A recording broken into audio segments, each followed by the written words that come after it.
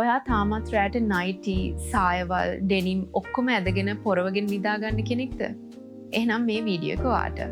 අද ඉඳන් අලුත් පුරුද්දක් පටන් ගන්න. රෑට ඇඳුම් නැතුව නිදාගන්න. ඔව්, hina වෙන්න නෙවෙයි කියන්නේ. මේක ඇඟට මාරම හොඳයි. කොල්ල දන්නවද ඔයාලගේ අර දෙක පිහිටලා තියෙන්නේ ඇඟට එළියෙන්නේ. ඔයා ඒකට හේතුව දන්නවද? ඒකට හේතුව ඒවා කූල් එකේ තියෙන්න ඕන නිසා. ඉතින් රෑටත් අදට යට ඇඳුම් ඇඳන් හිටියම එතන රත් වෙනවා. එතකොට ශුක්‍රාණු වලට සොරිම තමයි.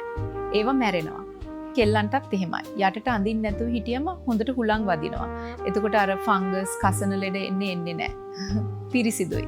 හොඳම දේ මේකයි. ඔයා ඔයාගේ පාර්ට්නර් එක්ක ඇඳුම් නැතුව තුරුල් වෙද්දී ඉබේම ඇඟට දැනෙන්නේ මාර සනීපයක්. එතකොට නිකම්ම ආදරේ වැඩි වෙනවා. ඒ විතරක් නෙවෙයි. මූඩ් එක නැති අයටත් නිකම්ම අර වැඩේට මූඩ් එක එනවා. එකපාරටම ලැච්චයි වගේ නම් අඩුම තරමේ යට ඇඳුම් ගලවලා සැහැල්ලු ටී-ෂර්ට් එකක් විතරක් දාගෙන නිදා ගන්න පටන් ගන්න. ඔයා සාමාන්‍යයෙන් නිදාගන්නේ කොහොමද කියලා පහලින් කමෙන්ට් කරන්න.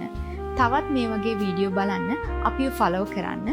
ෆුල් කිට් ගහගෙන නිදා ගන්න ඔයාගේ යාළුවට මේ වීඩියෝ එක ෂෙයා කරන්න. එහෙනම් ඊළඟ වීඩියෝ එකෙන් හම්බෙමු. සුබ දවසක්.